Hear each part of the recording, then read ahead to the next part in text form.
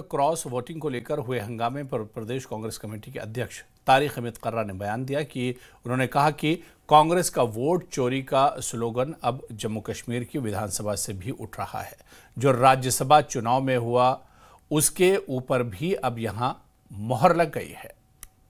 मुझे obnoxious सा लग रहा है कि why the people's issues are not being allowed to be taken up।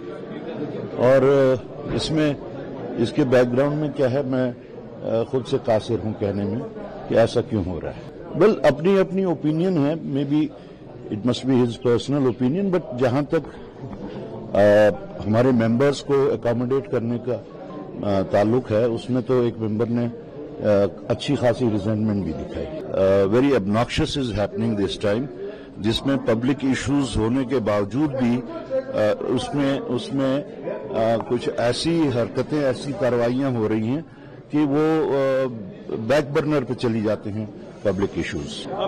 Vote चोरी का स्लोगन तो उसके ऑथर्स हम ही हैं, और आप देख रहे हैं कि अब वो वोट चोरी का जो एक स्लोगन राहुल गांधी जी ने उठाया था, वो जम्मू कश्मीर की असेंबली से भी उठ रहा है। और मेरे ख्याल में जो पीछे असेंबली में जो राज्यसभा की वोटिंग में हुआ, तो यहाँ पे भी उसके ऊपर मोहर साबित कर दी गई।